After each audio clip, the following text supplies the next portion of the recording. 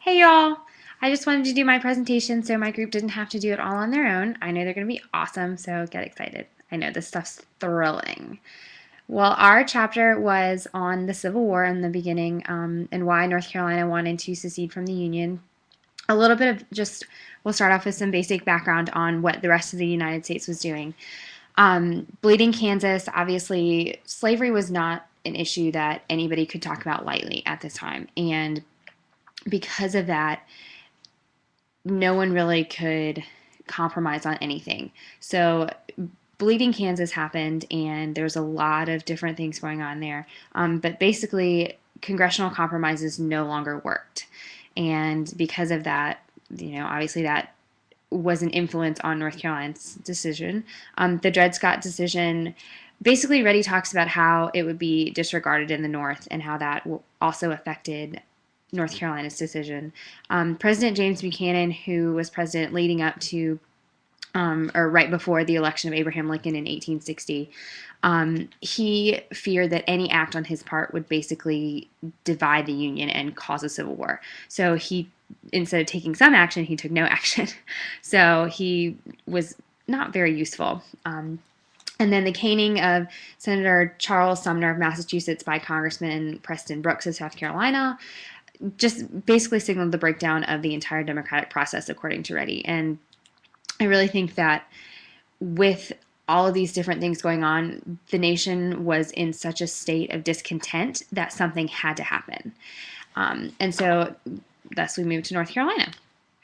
John Ellis is the governor of North Carolina at this time. He was during his second term as governor when North Carolina finally decides to secede. He's elected in 1858 and then again in 1860.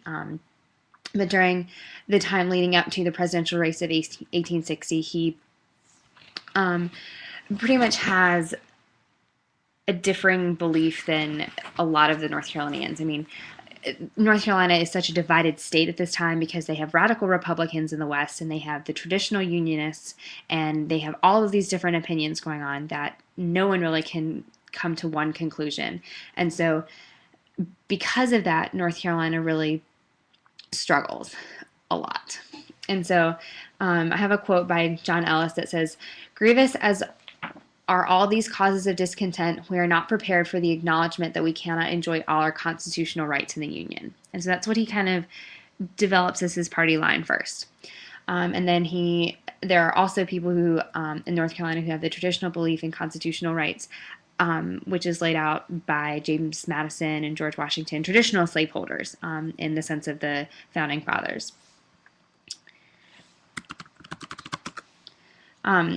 Ellis's differing views, he decides that because there's no way for North Carolinians to kind of be united under one cause, that he is going to forge a direction for North Carolina, and he's going to take that first step and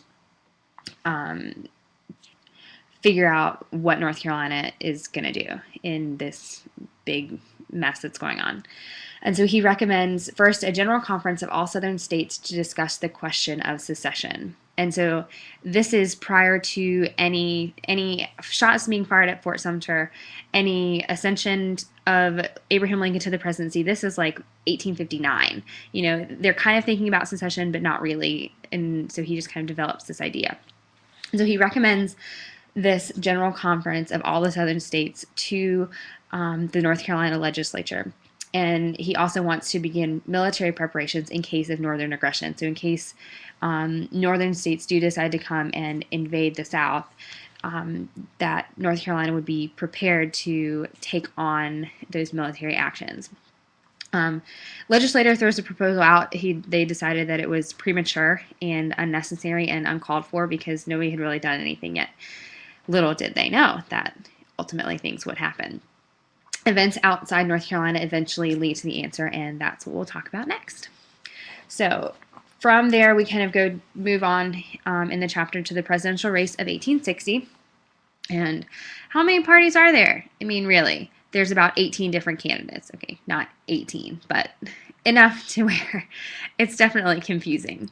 So the Republicans, to their credit, nominate one candidate, which is really nice because then, it's clear party head, you know?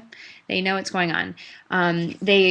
Reddy states that their intentions were to win back Illinois and other states that they had lost in the 1856 election.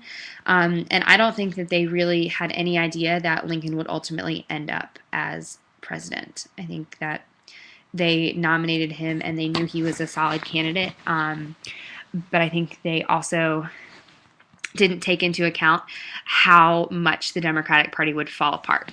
And so then we come to the next part, which is Whigs, Democrats, and who? So yes, there are a lot of different candidates. And so there are the Henry Clay Whigs. Henry Clay was a senator from Kentucky, and he actually ran for president a whole lot of times, and he never won, which is really interesting. But they favor internal improvements, public schools, sound currency and banks. Basically, John Ellis's original party line, who was the governor of North Carolina, so that kind of plays in there.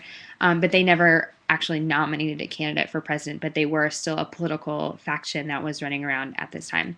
And then you have the Northern Democrats, and they decide that they are going to nominate Stephen Douglas for their candidate. And then because the Democrats couldn't unite themselves under one party line, the Southern Democrats nominate John C. Breckinridge as their candidate. And then there's this whole other party that developed called the Constitutional Union Party, and they nominate John C. Bell.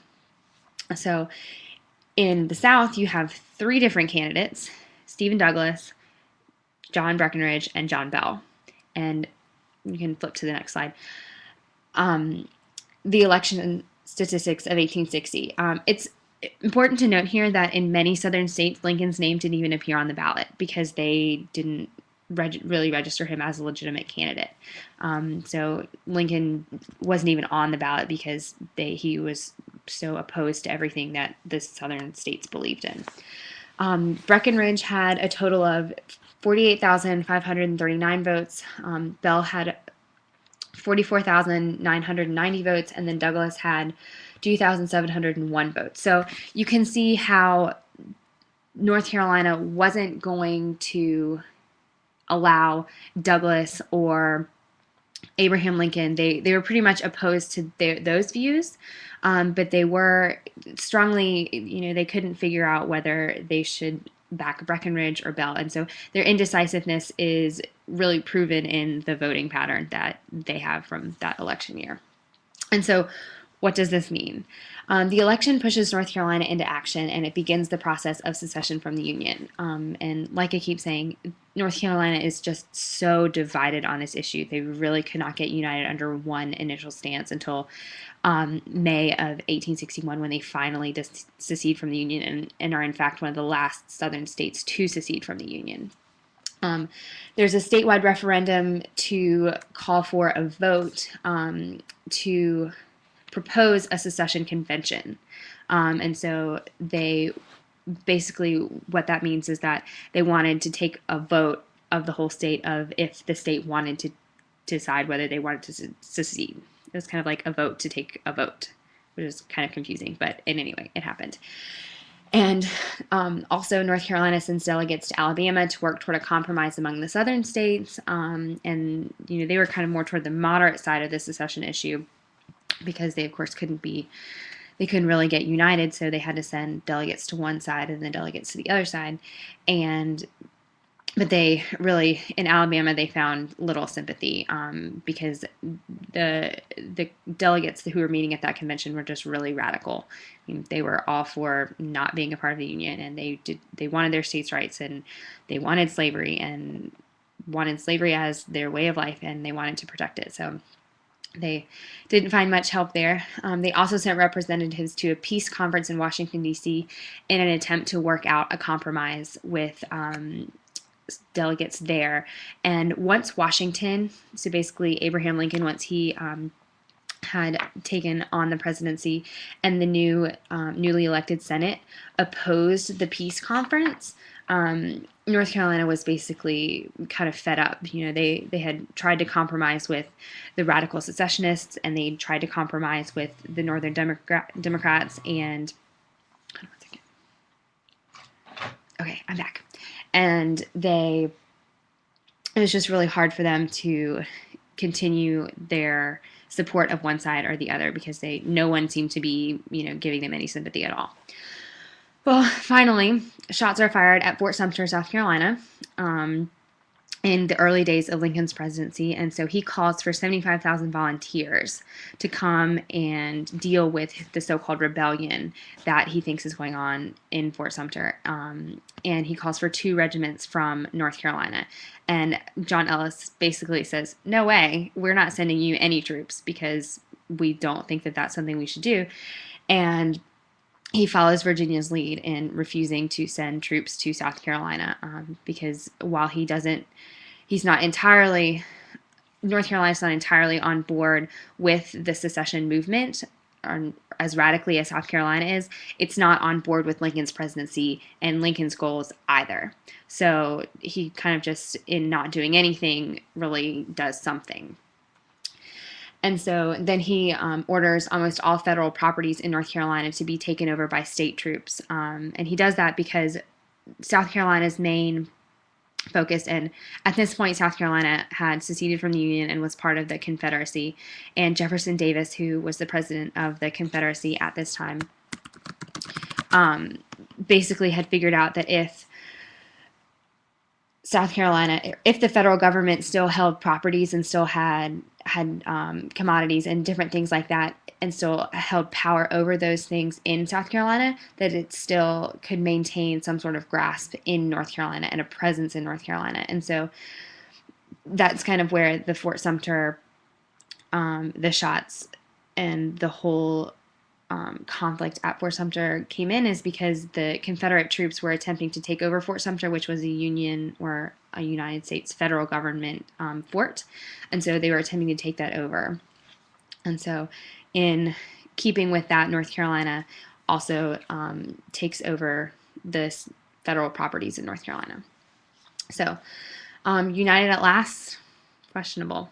I don't think that anyone really could figure out why they wanted to secede. They just knew that they didn't want to be part of the Union anymore because they liked slavery, and they were, first and foremost, as Reddy says, Southerners, and they believed in slavery as a way of life. So that leads us to the secession convention, and North Carolinians still couldn't decide why they shouldn't be a part of the Union. There are many different opinions as to why North Carolina should secede and what the original reasoning should be, whether it should be the old Unionists wanted to base secession on the right of revolution against an illegitimate and oppressive government. That argument sounds relatively familiar because that's what the American Revolution was based on, and that's what their belief was. And so they proposed, they had a proposal that basically said that, and then the radical secessionists had just a simple declaration that secession was a right of any state, and because of that, North Carolina had a right to dissolve their ties to the Union. And with that, they took a vote, and the radical secessionist resolution passed, and North Carolina seceded from the Union. And one of the last quotes from the section that I took on was North Carolina's sudden ardor for secession never transmitted into an equal fervor for the Confederacy. And that, I think, is really important because even though North Carolina seceded from the Union, they were never fully behind the decision. And I think they did it more just to to protect their own rights and they didn't necessarily agree with the opinions of others. They just wanted to protect themselves. And so it was, okay, well, we'll join this movement because it gives us a better chance of protecting ourselves rather than